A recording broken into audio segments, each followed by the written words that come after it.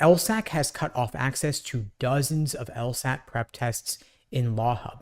Going forward, they are only letting you access prep tests in the new format 101 to 158 without logic games.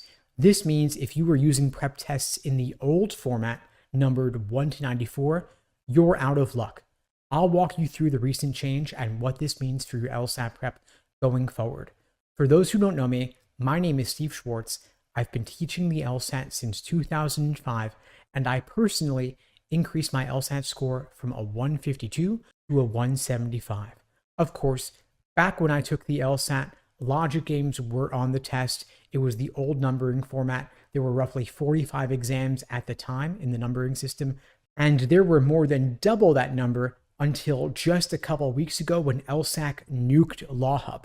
What exactly have they done? Well, for the past few years, because the LSAT has been online since the beginning of the pandemic, the best place to do your LSAT practice tests was inside LSAC's LawHub platform, where you were getting dozens of LSAT prep tests in the official LSAT format.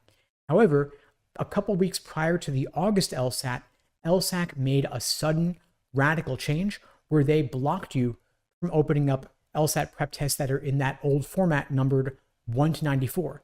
If you already started a test prior to the change, they're still letting you go in and finish off that test, and you can look at your results from any practice tests you've already taken, but you can't reopen completed tests to look at the results or review the questions, because this is now the legacy format, the old format with the logic games, and they are trying to force everyone to adopt the new numbering system. Now, why are they renumbering the prep tests in the first place? Well, LSAC wants to make a clean break between the old LSAT format with the logic games section and the new LSAT format without the logic games section.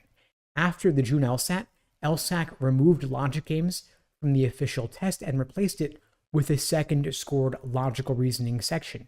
And in conjunction with that change, they reorganized and reshuffled all the old LSAT prep tests to give you 58 numbered exams in the new format with 2 scored logical reasoning sections, 1 scored reading comprehension section, and 1 unscored extra section of either logical reasoning or reading comp.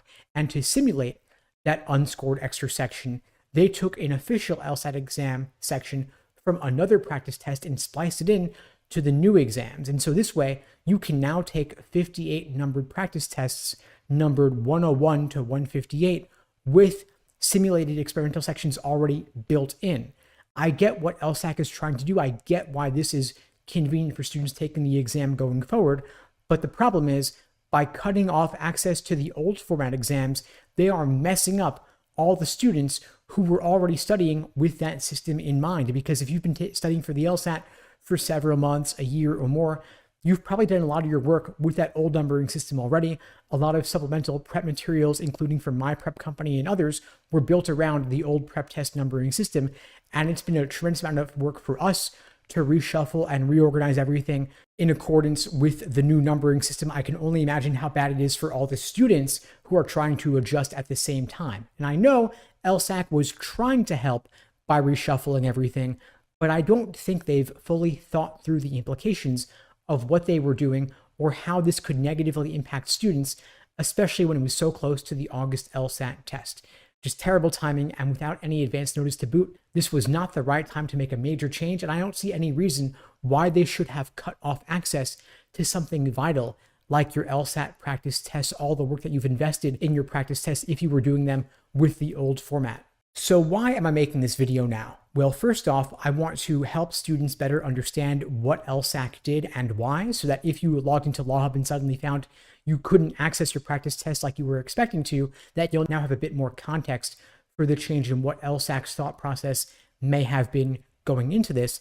I'm also hoping that LSAC will recognize the terrible mistake they've made and unlock access to these practice tests in the old LSAT format, so that students at least have the option to decide, do I want to take the tests in the new format or the old format if they've already been studying in the old format?